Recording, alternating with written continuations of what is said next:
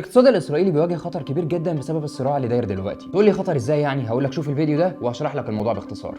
انا مصطفى الغريب وده سؤال. اسرائيل بقى لها فتره مش قصيره عندها مشاكل داخليه كتيره، وكان في مظاهرات وليله كبيره كده، ودوله الاحتلال بتشهد صراع وتوتر سياسي كبير نتيجه اقرار قانون بيحد من بعض السلطات بتاعه المحكمه العليا. وبسبب كده وكاله موديز قالت في يوليو اللي فات ان التوترات السياسيه دي هيكون لها عواقب سلبيه على الوضعين الاقتصادي والامني في دوله الاحتلال. وكل ده بقى كان قبل عمليه طوفان الاقصى اللي جت غيرت من ملامح المشهد وزودت جراح اسرائيل. يعني عايز اقول لك في البدايه كده واحنا بنفتح كلام، بعد اليوم الاول من العمليه الفلسطينيه انخفضت قيمه الشيكل الاسرائيلي لادنى مستوى ليه من 8 سنين مقابل الدولار الامريكي.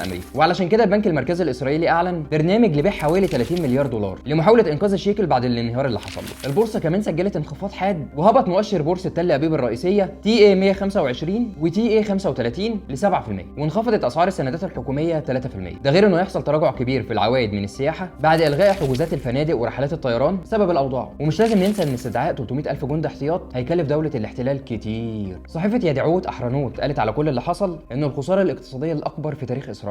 السلطات الاسرائيليه قالت ان مستوطنات غلاف غزه اتكبدت في اليوم الاول خسائر ماديه مباشره اتقدرت بحوالي 3 مليار شيكل، اللي هم كده يعملوا 780 مليون دولار. ده بجانب ان المحللين الاقتصاديين قدروا تكلفه الرد العسكري في اول يوم باكتر من 40 مليون دولار، والرقم ده طبعا هيفضل يزيد كل ما الموضوع بيطول. ولحد دلوقتي محدش حاطط تصور الاقتصاد الاسرائيلي هيروح فين تاني، لان محدش عارف الازمه هتخلص امتى ولا هتخلص على فين. سلام.